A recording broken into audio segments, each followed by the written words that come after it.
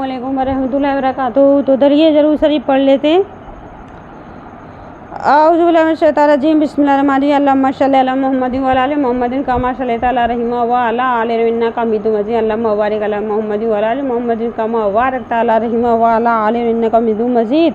समय को बचाते हुए, समय को ना गंवाते हुए जल्दी से वीडियो शुरू करते हैं। अगर आप हमारी वीडियो से पहली बार जुड़े तो लाइक करें, शेयर करें, सब्सक्राइब करें, बेल आइकन को प्रेस करें। ज़्यादा से ज़्यादा हमें और आप ही को अपने प्यारे हबीब सल्लल्लाहु अलैहि वसल्लम सुन्नत को आगे बढ़ाना है। अपनी जिम्मेदारी को समझें और अल्लाह ताला से दुआ है कि अल्लाह ताला आप सबको तौफीक दे वीडियो को आगे शेयर करने की, ताकि आप प्यारे हबीब सल्लल्लाहु अलैहि वसल्लम से मोहब्बत करते हैं, वीडियो को आगे शेयर करते जाएं।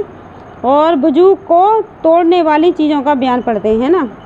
मसला पखाना, पेशाब और हवा। पखाना, पेशाब और हवा जो पीछे से निकले उसमें वजू टूट जाता है। हाँ, अगर आगे की राह से हवा निकले, जैसा कि कभी बीमारी से ऐसा हो जाता है, तो उससे वजू नहीं टूटता। और अगर आगे या पीछे से कोई कीड़ा जैसे केंचुआ या कंकड़ी वगैरह निकली तो वजू टूट जाता है। मसला अगर किसी के कोई जख्म हो, उसमें से कीड़ा निकला या कान से निकला या जख्म में से कुछ गोश्त कट कर गिर पड़ा और खून नहीं निकला तो उससे वजू नहीं टूटा। अगर किसी ने पसद ली या नक्सीर फूटी या चोट लगी और खून निकल आया तो फोड़े पुंसी से या बदन में भर में और कहीं से खून निकला या पीप निकली तो वजू जाता रहा।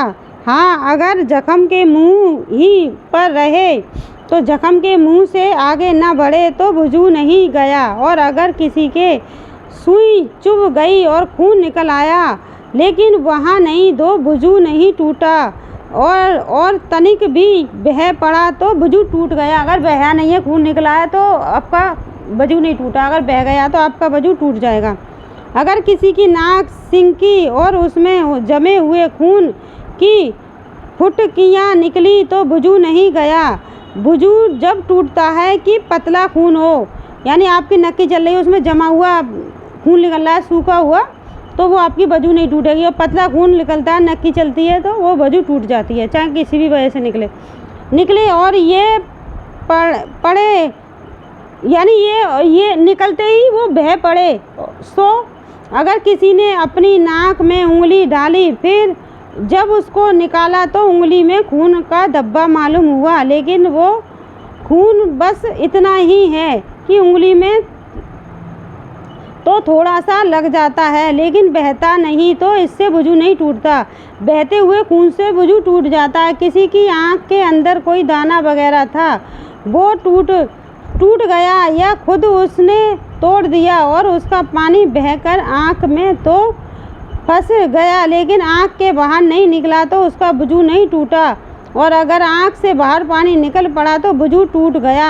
इसी तरह अगर कान के अंदर दाना हुआ और टूट जाए तो जब खून पीप सुराख के अंदर उस जगह तक रहे जहाँ पानी पहुँचाना गुस्ल के वक्त फ़र्ज नहीं है, तब तक वजू नहीं जाता। और ऐसी जगह पर आ जाए जहाँ पानी पहुँचाना फ़र्ज है तो वजू टूट जाएगा। 6. किसी ने अपने फोड़े या छाले में ऊपर का छिलका नोच डाला और उसके नीचे खून या पीप दिखाई देने लगी, लेकिन वो खून पीप अपनी जगह पर ठहरा है, किसी तरह बहा नहीं तो वजू नहीं टूटा। यानी खून बहा जाएगा, किसी भी वजह से बहे तो वजू टूट जाएगी। अगर बहा नहीं है तो आपकी वजू नहीं टूटी, और जो बह पड़ा तो वजू टूट गया। तो ये वीडियो आप सभी के लिए बहुत ही खास है। वीडियो को लाइक और शेयर सब्सक्राइब कर दें ताकि सभी को वजू टूटने का मतलब पता चले। प्यारे हबीब सल्लल्लाहु अलैहि वसल्लम सुन्नत को सदका जारिया समझकर ज़्यादा से ज़्यादा शेयर किया करें। तो किसी के फोड़े में बहुत बड़ा घाव हो गया तो जब तक खून पीप उसके सुराग के अंदर ही अंदर है तो बाहर नहीं निकल कर बदन पर न आए तो वक्त तक वजू नहीं टूटता। अगर फोड़े पुंसी का खून आपसे नहीं निकला, यानी आपसे नहीं निकला बल्कि उससे दबा के निकला है, तब भी वजू टूट जाएगा। जबकि वो खून बह जाए, यानी किसी भी वजह से खून बहे, वजू टूट जाएगा। किसी के जख्म से थोड़ा थोड़ा खून निकले लगेगा उसने उस पर मिट्टी डाल दी या कपड़े से पोंछ लिया, फिर थोड़ा सा निकला, फिर उसने पोंछ डाला। इसी तरह कई बार किया। खून बहने ना पाया तो दिल में सोचे, अगर ऐसा मालूम हो अगर पहुंचा ना जाता तो वो पड़ता तो वजू टूट जाता, और अगर ऐसा हो कि पहुंचा ना जाता तब भी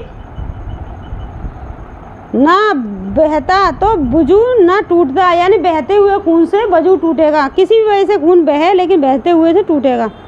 10 किसी के थूक में खून मालूम हुआ तो अगर थूक में खून बहुत कम है और थूक का रंग सफ़ेदी या जर्दी मायल है, वजू नहीं गया। और अगर खून ज़्यादा या बराबर है और रंग सूखी मायल है तो वजू टूट गया। अगर दांत से कोई चीज़ काटी और उस चीज़ पर खून का धब्बा मालूम हुआ या दांत से निकाल लिया और खिलाल में खून की लाली दिखाई दी, लेकिन थूक में बिल्कुल खून का रंग नहीं मालूम होता तो वजू नहीं टूटता। 12 किसी ने जैक लगवाई और जौक में इतना खून भर गया कि अगर बीच से काट दो तो खून बह पड़े तो वजू जाता रहा। और जो इतना ना पिया हो लेकिन बहुत कम पिया हो तो वजू नहीं टूटता। और मच्छर या मक्खी या कठमल ने खून पिया तो वजू नहीं टूटा।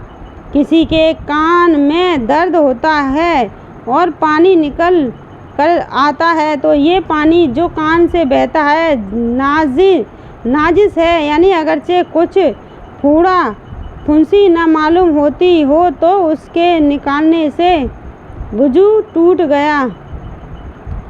जाएगा। कान के सुराख से निकल कर उस जगह तक जाए जिसका करते वक्त फजर है। इसी तरह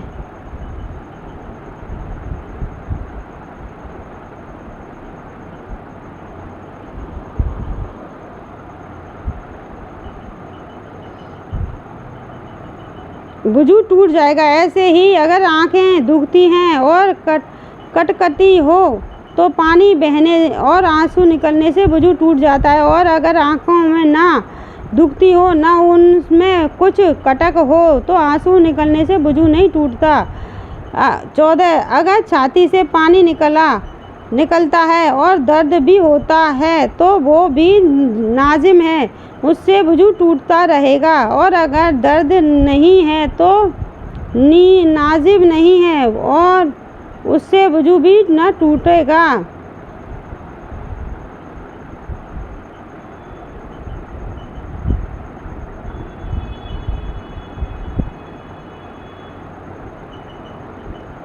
अगर थोड़ी थोड़ी करके कई बार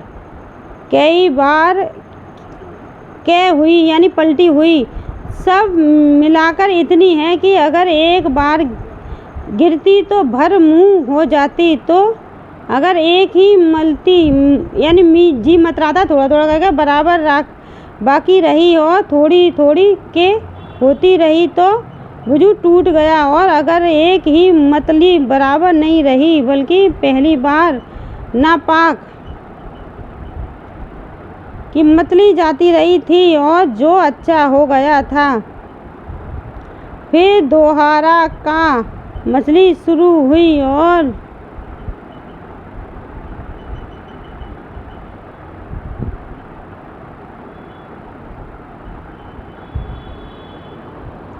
तो चलिए, वीडियो पसंद आए तो लाइक और शेयर कर दीजिएगा। आज के लिए बस इतना ही, अगली वीडियो में जानेंगे।